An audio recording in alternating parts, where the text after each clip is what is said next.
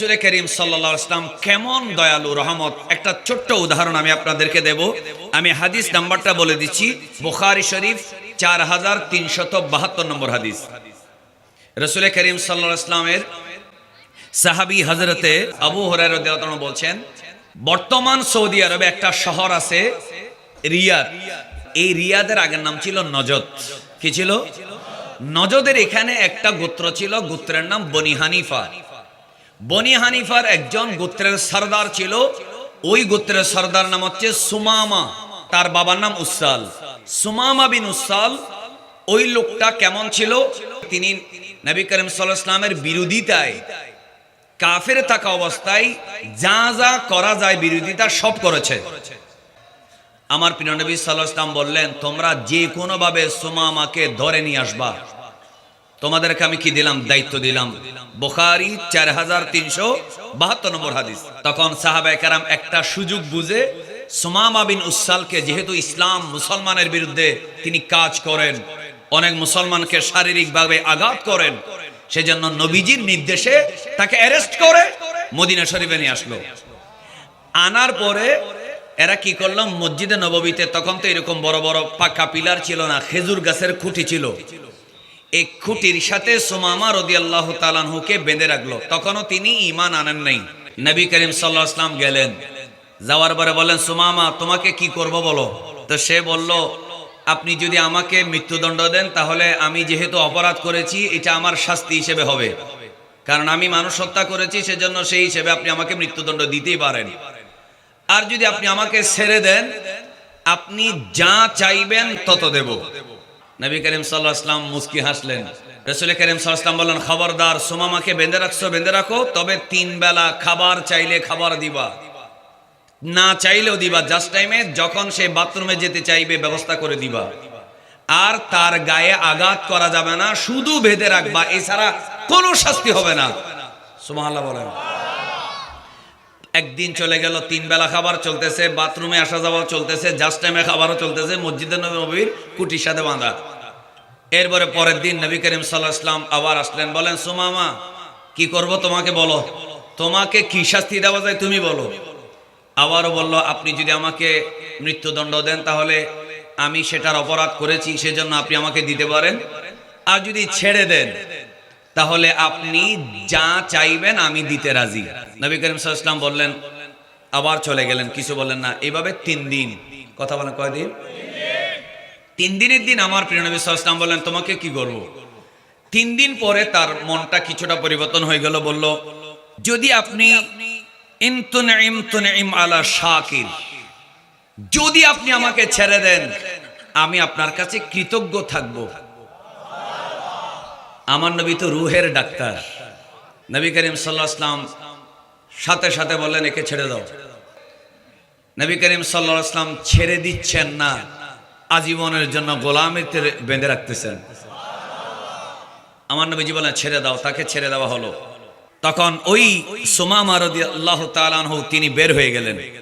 সুমামা বিন উসাল বের হওয়ার পরে তিনি কিছু দূর গেলেন, পিছনের দিকে বারবার দেখতেছেন, কি আমাকে আসলে কি ছেড়ে দিল নাকি কিছু দূর যাওয়ার পর আবার ধরবে। মনে মনে ভয় আছে না নেই? কারণ তিনি অতীতে কি করেছেন ওনার তো জানা আছে। কিছু দূর যায়, আবার পিছনে দেখে যায়। অনেক দূর যাওয়ার পর একটা খেজুরের বাগানে তিনি ঢুকলেন। প্রত্যেকটা খেজুরের বাগানে সেখানে পানি পান করার জন্য মালিকরা একটা একটা কুয়া করে রাখতো। সেই কুয়ার মধ্যে তিনি গোসল করলেন।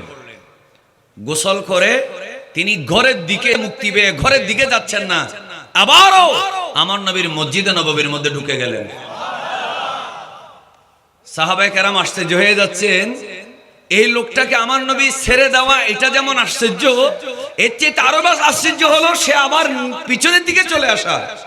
আমার ভাইরা মনোযোগ, রাসূল করিম সাল্লাল্লাহু আলাইহি ওয়াসাল্লামের সামনে এসে কোন কথাবার্তা ছাড়া প্রথমেই পড়ে দিল, আশহাদু আল্লা ইলাহা, বলেন না, আশহাদু আল্লা ইলাহা ইল্লাল্লাহু ওয়া আশহাদু আন্না মুহাম্মাদার রাসূলুল্লাহ সাল্লাল্লাহু আলাইহি ওয়াসাল্লাম। একটু মুহাব্বতের আওয়াজে জোরে জোরে বলি সুবহানাল্লাহ। সাহাবায়ে কেরাম শুধু দেখতেছেন কি মঞ্জার হচ্ছে, কি হচ্ছে। সুমামা বিন উসাল রাদিয়াল্লাহু তাআলা বলেন, ইয়া রাসূলুল্লাহ ইয়া হাবিবাল্লাহ, মা কান আলাল আরদি ওয়াজহুন আবগাদা ইলাইয়া মিন ওয়াজহিকা। প্রথম লাইন হলো, ইয়া রাসূলুল্লাহ, এই দুনিয়ার জমিনে, আসমানের নিচে, জমিনের উপরে আপনার চাইতে অপছন্দনীয় চেহারা আমার পৃথিবীতে আর কোনো চেহারা ছিল না। কিন্তু এই 3 দিন আপনার মসজিদ নববীর খুঁটির সাথে বাঁধা থাকার পর, আপনার চেহারা মোবারক দেখার পরে, আপনার মুস্কি হাসি দেখার পরে, আপনার উদারতা, আপনার দয়া মায়া সব কিছু দেখার পরে, ইয়া রাসূলুল্লাহ, পৃথিবীর সবচেয়ে পছন্দনীয় চেহারা ছিল আপনার। ফাকাদ আসবাহা ওয়াজহুকা আহাব্বাল উজুহি ইলাইয়া। আজকের দিনে আমি অন্তর থেকে বলে দিলাম, আপনার নূরানি চেহারা মোবারক হলো আমার কাছে সবচেয়ে প্রিয়। এরপরে দ্বিতীয় লাইন, ওয়াল্লাহি মা কানা মিন দীনিন আবগাদা ইলাইয়া মিন দীনিকা ফাসবাহা দীনুকা হাব্বাদ দীন ইলাইয়া। দ্বিতীয় লাইন হলো, ইয়া রাসূলুল্লাহ ইয়া হাবিবাল্লাহ, আসমানের নিচে জমিনের উপরে যত ধর্ম আছে, দিন আছে, সবচাইতে আমার কাছে অপছন্দনীয় দিন ছিল ইসলাম। এই 3 দিন আপনি নবীর নূরানি নজরে থাকার পরে আপনার ইসলাম হয়ে গেল আমার কাছে সবচাইতে পছন্দনীয় দিন। এরপর আমার প্রিয় নবী সাল্লাল্লাহু আলাইহি ওয়াসাল্লামকে সাহাবী সুমামা বিন উসাল বলছেন, ইয়া রাসূলুল্লাহ, মা কানা মিন বালাদিন আবগাদু ইলাইয়া মিন বালাদিকা ফাসবাহা বালাদুকা হাব্বাল বিলাদ ইলাইয়া। ইয়া রাসূলুল্লাহ, আপনি যেই শহরে থাকেন, আল মদিনাতুল মুনাওয়ারা, এই মদিনা আমার কাছে সবচেয়ে অপছন্দনীয় শহর ছিল। মদিনার মানুষ আপনাকে কেন জায়গা দিল? আপনাকে কেন নিজেদের মালিক মাওলা, নিজেদের অভিভাবক কেন মানলো? আপনাকে কেন তারা আশ্রয় দিল? এই জন্য এই মদিনা ছিল আমার কাছে সবচেয়ে অপছন্দের শহর। ইয়া রাসূলুল্লাহ, 3 দিন থাকার পরে আমি বুঝে গেলাম এই জমিনের সবচেয়ে মহব্বতের জায়গা হলো সোনার মদিনা। রাসূল করিম সাল্লাল্লাহু আলাইহি ওয়াসাল্লামকে 3 লাইন বলার পরে তিনি বলেন, ইয়া রাসূলুল্লাহ, আমি এখান থেকে সোজা আল্লাহর ঘরে যাব।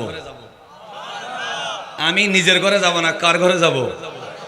আমি মক্কায় যাব, আমি উমরা করব, আমি কাবা তাওয়াফ করব, আমি আল্লাহর কাছে বলবো, আল্লাহ তুমি আমাকে কত বড় দয়া করেছো, তুমি আমাকে তোমার হাবিবের গোলাম বানিয়েছো। আমার প্রিয় নবী সাল্লাল্লাহু আলাইহি ওয়াসাল্লাম বলে, যাও। তো তিনি সংক্ষেপ, তিনি কাবা তাওয়াফ করতেছেন। তো কাবা তাওয়াফের মধ্যে দোয়া দরুদ আছে না নেই? কাফেররা বুঝে গেল এই সুমামা তো আগের সুমামা নাই। কাফের যারা ছিল তখন, এরা সবাই বললো, এই তুমি এগুলো কি করছো? তুমি কি বিধর্মী হয়ে গেছো? বলে, আমি বিধর্মী হই নাই, আসল দিন, আসল ধর্ম যেটা সেটা আমি চিনে ফেলেছি। এমন সময় কিছু যুবক শ্রেণী আছে, এরা তাকে মারতে চাচ্ছে, চতুর্দিক থেকে এসে সুমামাকে মারতে চাচ্ছে। মুরব্বীরা তো জানে অবস্থা কি হবে সুমামাকে মারলে, কিন্তু ছেলেরা তো বুঝে না। ছেলেরা মারতে চাচ্ছে, তো মুরব্বীরা কোনো মতে সরাইলো। তো সরানোর পরে তিনি কি বললেন জানেন? ওয়াল্লাহি লা ইয়াতিকুম মিনাল ইয়ামামাতি হাব্বাতু হিনতাতিন। তোমরা আমাকে মারতে চাইছো তো, অপমান করতে চাইছো তো, আমি আজকে শপথ করলাম আল্লাহর নামে, আমার এলাকার থেকে বনি হানিফা ওদিক থেকে যদি গম না আসে, তোমাদেরকে শুধু খেজুর আর পানি খেয়ে থাকতে হবে, রুটি আর খেতে পারবে না।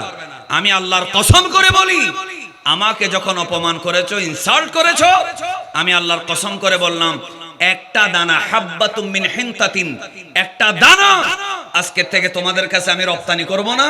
তোমরা না খেয়ে মরলে মরবা, তবে হাত্তা ইয়াদানা ফিহা নবিয়্যু সাল্লাল্লাহু আলাইহি ওয়াসাল্লাম, যদি আমার নবী অনুমতি দেয় তাহলে পাঠাবো। এখন আমদানি করার সিজন এসে গেল, গম আসে না। গম যখন আসে না, এখন তাদের না খেয়ে শুধু খেজুর খেয়ে কয়দিন থাকবে? রুটি খাবার দরকার আছে না নাই? আচ্ছা, তখন চিন্তা করতেছে আমাদের বাচ্চারা অসুস্থ হয়ে যাচ্ছে, মানুষ দুর্বল হয়ে যাচ্ছে। লাস্টে এরা সিদ্ধান্ত নিল, মিটিং করলো, কাফের যারা ছিল বলল, এটার একমাত্র সমাধান দিতে পারে নবীজি। বলেন না সাল্লাল্লাহু। তো একজনে যখন এই কথা বললো, সবাই বলল, পাগল হইছো, বদরে কি হয়েছে, ওহদে কি করছো, সব উনি জানে না, ওখানে কি মুখে যাইবা, ওনাকে থাকতে দাও নাই। আবার বদরে কি হয়েছে, উহুদে কি হয়েছে সব জানো। কি মুখ নিয়ে মদিনায় যাবে? নবী যদি অনুমতি না দেয়, সুমামা তো একটা দানাও দিবে না, কিন্তু যাবে কিভাবে নবীর কাছে? তখন একজনে যখন এই কথা বললো, অন্যরা বলতেছে তিনি তো রহমতুল লিল আলামিন। আমরা যদি বুঝাই দিই, আমাদের রক্তর একটা কি আছে, টান আছে তো, কারণ মক্কার মানুষের সাথে আমার নবীর আত্মীয়তার বন্ধন। তো সাহস করে গেছে। সাহাবীরা তো আশ্চর্য, কয়েকজনে গেছে।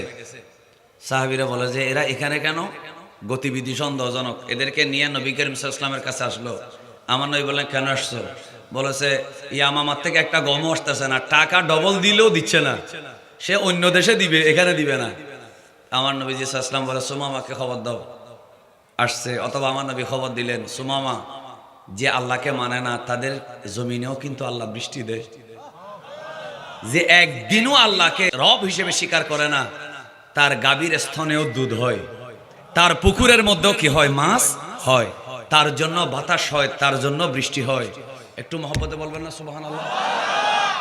তারা টাকা দিচ্ছে, তুমি গম রপ্তানি করবা, এটাই হচ্ছে রাহমাতুল লিল আলামিনের সিদ্ধান্ত।